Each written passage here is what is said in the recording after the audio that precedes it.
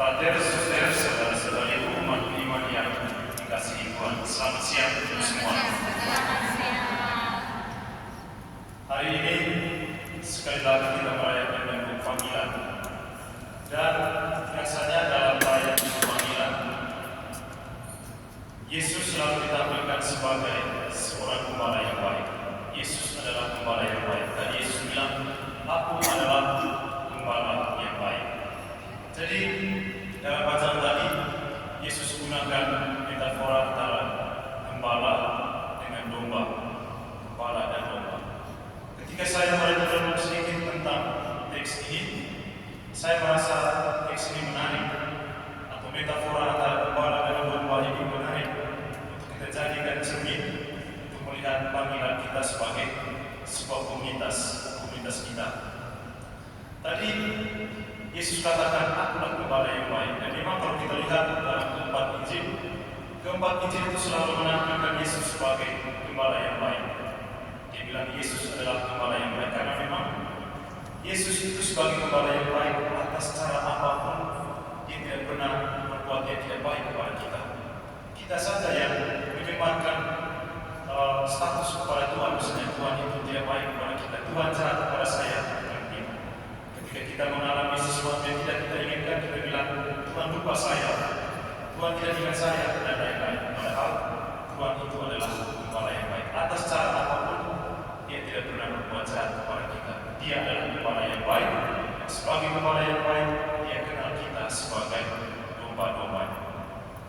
Tapi kalau kita lihat juga dalam Injil, setiap kali bicarakan tentang metafora ini, yang dikatakan baik itu adalah gembala. Tidak ada yang bilang domba yang baik. Tidak. Hanya gembala yang baik. Tidak ada domba yang baik.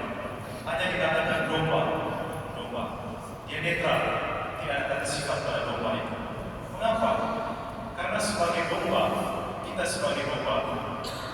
sewaktu-waktu bisa menjadi domba yang baik, dan sewaktu-waktu kita juga bisa menjadi domba yang tidak baik. Atau kata sifat yang selalu dipakai oleh keempat Injil itu adalah domba yang sesat. Jadi Tuhan selalu sebagai gembala yang baik. Sebagai domba kita bisa menjadi domba yang baik, tetapi juga bisa menjadi domba yang bersesat. Ada teks yang lain cerita tentang yang menunjukkan Tuhan sebagai gembala yang baik, tentang perumpamaan domba yang hilang itu bersesat. Sebagai gembala yang baik, Tuhan selalu mencari dombanya yang bersesat. Pernahkah kita bertanya kira-kira kenapa domba itu bisa bersesat? Kenapa domba itu bisa bersesat? Kita berandai-andai sedikit. Kalau domba itu kan dia selalu hidup dalam kawanan, selalu dalam kawanan. Dan kemana saja mereka pergi selalu bersama.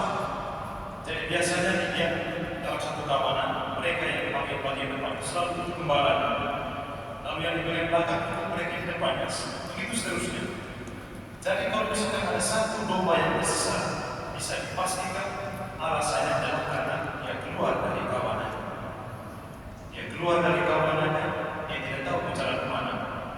Semakin dia jauh jalan sendiri, semakin dia jauh dari keluarga, semakin dia tersesat. Tapi cerita ini tentang gembala yang hilang, domba yang tersesat ini, itu memiliki happy ending, akhir kebahagiaan. Karena apa? Kemudian gembala yang baik kemudian pergi mencari dan menemukan dombanya.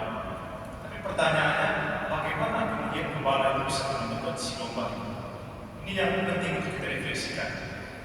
Tadi domba itu dia hilang, tersesat. Itu ditegaskan juga dalam bacaan yang kedua tadi.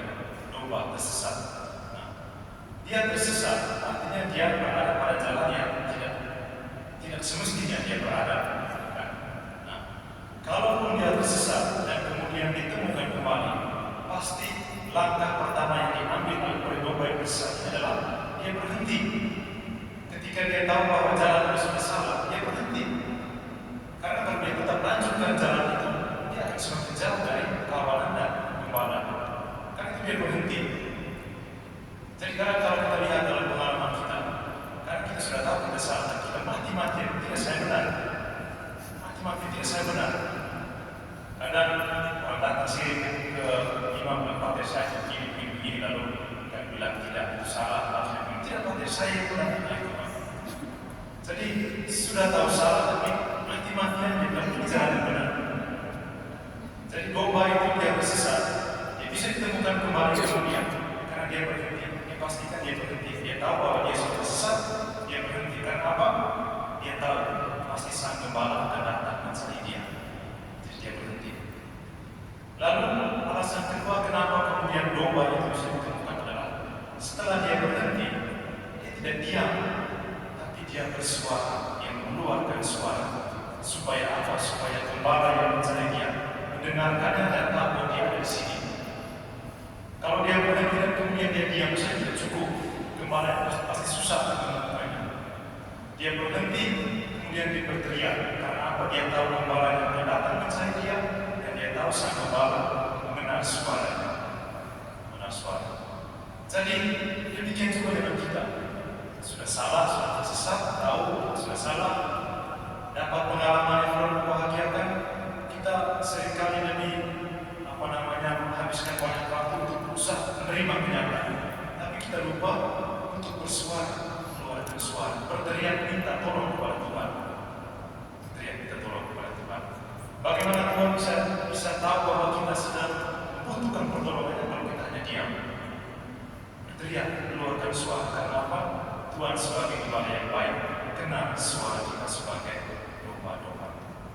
Karena itu panggilan kita sebagai sebuah komunitas yang paling pertama adalah hiduplah dalam harmoni kebersamaan. Kalau kita hidup dalam kebersamaan itu, kita bisa pastikan satu saja yang satu saja yang tersesat itu bisa mengganggu harmoni hidup bersama. Kecil atau besar pasti akan mengganggu harmoni hidup bersama. Satu saja yang buat ulang pasti komunitas akan terganggu. Kecil atau besar, percaya dengan saya. Percaya. Jadi yang baik-baik itu panggilan kita adalah sebagai komunitas hidup dalam harmoni sebagai sebuah komunitas. Jaga harmoni itu, jaga dinamika itu supaya tetap seimbang dan tetap harmoni. Lalu kita kembali ke bacaan yang pertama. Tadi bacaan pertama itu bicara pembaptisan orang-orang pada zaman gereja perdana baptis. Ini mengingatkan kita juga bahwa panggilan kita sebagai anak-anak Allah itu secara resmi dimulai ketika kita menerima pembaptisan. Dan kita diingatkan sekali lagi ketika kita dibaptis bukan dengan air kotor. Kita bukan dibaptis bukan dengan air banjir. Kita dibaptis bukan dengan air sisa sendiri, bukan. Kita dibaptis dengan air yang murni, semurni-murninya, air yang bersih. Karena itu kita diingatkan kembali tentang pembaptisan kita. Panggilan kita dimulai sebagai anak-anak Allah ketika kita dibaptis dengan air yang murni, semurni-murninya. Karena itu jagalah secara pribadi, jaga diri kita supaya tetap murni dan bersih di luar maupun di dalam. Kita punya 5 panca indera. Jaga itu baik-baik. Jaga mata supaya tetap bersih dan murni. Jaga telinga supaya tetap bersih dan murni. Kalau ada bisikan tentang hal-hal yang tidak baik, kita pakai prinsip terima telinga kiri, keluar telinga kanan. Jangan kita pakai sebaliknya untuk hal-hal yang baik. Orang nasihat kita supaya baik, terima telinga kanan, keluar telinga kiri. Sementara hal-hal yang kurang baik bisa ditentang orang lain, kita tampil banyak-banyak telinga kita. Bersih. Lalu tangan kita juga jaga bersih. Saya tidak perlu berikan contoh bersih dan lain-lain. Otak kita dan seterusnya. Tetapi yang paling penting juga adalah hati kita. Kita ingat kenapa Yesus dikatakan sebagai gembala yang baik? Karena dia memiliki hati yang berbelas kasih. Hati yang berbelas kasih. Karena itu jaga juga hati kita. Kita pakai hati kita untuk berbelas kasih kepada sesama, bukan untuk membenci atau kemudian menjadikan orang lain sebagai musuh kita. Panggilan kita, jadilah domba yang baik,